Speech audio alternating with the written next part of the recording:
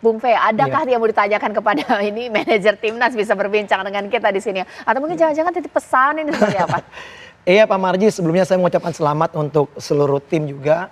Saya melihat memang penampilan sangat luar biasa yang Pak Cahaya, bagaimana penampilan ketika melawan Australia, melawan Korea ini berbeda sekali ya. Saya juga sempat juga pada saat diundang di sini juga mengatakan bahwa sebenarnya keuntungan ketika kita menghadapi Korea. Karena Sintayong ini adalah orang yang juga pernah menukangi tim nasional Korea. Dan tentunya semua akar sampai apa bau-baunya dia tahu gitu. Sehingga akhirnya bagaimana sistem permainan ketika lawan Korea ini itu menarik sekali ya, Brede ya. Lawan Australia, kita pada saat kehilangan bola, kita tidak melakukan pressing di depan di area permainan lawan. Tapi mungkin Coach Sintayong tahu, jangan sampai Korea berkembang, dia langsung memberikan pressing di depan. Sehingga akhirnya Korea tidak berkembang. Nah, yang mungkin saya mau nitip tanya nih ke Pak Marji, apakah mungkin, pastinya pada saat break pertandingan, akan ada tuh namanya simulasi-simulasi dilakukan oleh tim nasional untuk menghadapi Uzbekistan. Karena pada saat Uzbek main kan, tim pelatih kan nonton nih, pasti akan melihat nih bagaimana kelebihan bahkan juga kekurangan dari tim Uzbek. Tapi di satu sisi pasti juga Coach Sintayong juga pasti akan mencoba memperbaiki nih bagaimana kelemahan di tim kita juga. Jangan cuma hanya melihat tim lawan begitu. Gimana Pak Marji? Bagaimana Pak Sumarji? Ya, Bung Fe, terima kasih ya. Waduh, ini kita nggak pernah ketemu darat, ketemunya cuma di layar kaca ya. Ya Pak Marji. Jadi gini, seperti apa yang dipertanyakan, kami sudah mempelajari itu semuanya dan itu sudah disampaikan kepada para pemain. Karena kan kita ini selalu ada yang namanya classroom, dan classroom itu bisa dadakan gitu. Ketika kita melihat perkembangan yang akan kita hadapi adalah lawan yang kuat, lawan yang tangguh, dan lawan yang mempunyai banyak strategi. Nah, dari strategi itu kan semuanya kita pelajari.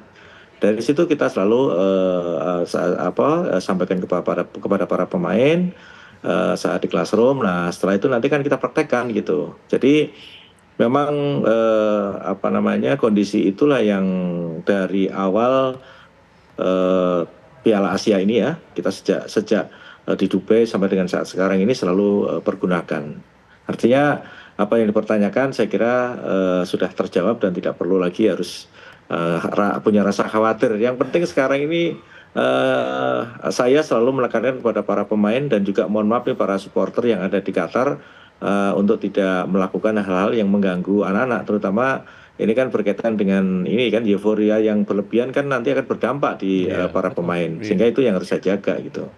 Oke, mungkin saya juga ingin bertanya ya kepada Bung Fe sendiri ya. Sebenarnya kalau kita lihat ini, jikalau ketika mengalahkan Korea Selatan karena memang Sintayong punya pengetahuan yang cukup tentang bagaimana kemudian timnas di Korea Selatan seperti apa. Uzbek ini kan tidak ya. Apakah ini juga mengatakan bahwa ini bisa jadi catatan juga untuk Coach Sintayong? Ya betul, tadi sudah dikatakan oleh Pak Marji juga ketika pada saat Uzbekistan melawan Arab Saudi mereka semuanya menonton, artinya mereka harus melakukan evaluasi untuk mencoba meramu strategi untuk menghadapi tim Uzbekistan sendiri. Kalau kita berbicara tim Uzbekistan ini kan cara permainnya kayak tipikal Eropa ya. Mereka bermain itu cepat dengan bermain di sektor wing juga yang sangat luar biasa. Ini mungkin jadi antisipasi. Kita bermain dengan 3 pemain sejajar di belakang. Kita bermain dengan 3-4-3. Ini kejadian ketika pada saat kita kebobolan kedua ketika melawan Korea. Dimana ketika kita overconfident semua agak sedikit naik ke depan, meninggalkan 2 pemain. Ketika pada saat kiper dari Korea dapat bola hanya 1 throw, lemparan ke depan, langsung berhadapan 2 lawan 2 tuh pemain kita tuh. Walaupun memang pemain kita yang selebihnya turun transisi defense tapi terlambat karena ada finishing.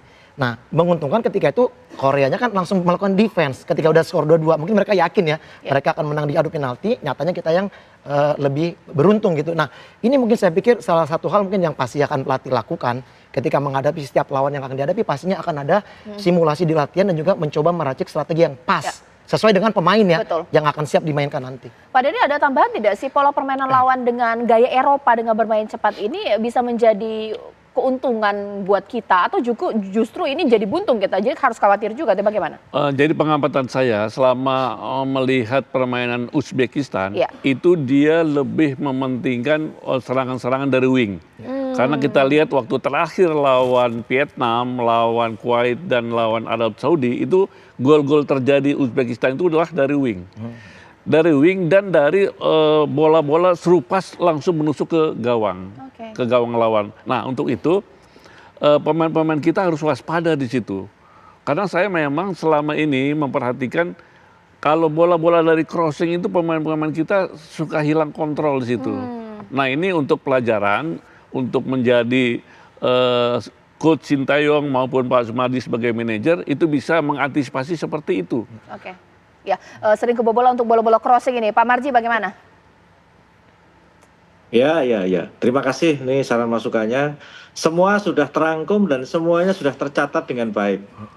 Sekali lagi, jadi tadi di awal saya sampaikan, Coach Sintayong ini detail sekali. Hanya sekarang tinggal bagaimana kita meyakinkan anak-anak agar supaya mau menjalankan sesuai dengan instruksi. Jangan anak-anak jalan tidak sesuai dengan instruksi. Kan selalu itu yang disampaikan Coach Sintayong. Baik. Jadi sekali lagi kalau kaitannya dengan soal detail sudah sangat detail karena saya ada di dalam jadi saya tahu persis. Baik, Pak Marji ditahan dulu, nanti saat lagi kita tahu bahwa ketika kita bisa mengalahkan Korea Selatan pemain naturalisasi kita disorot.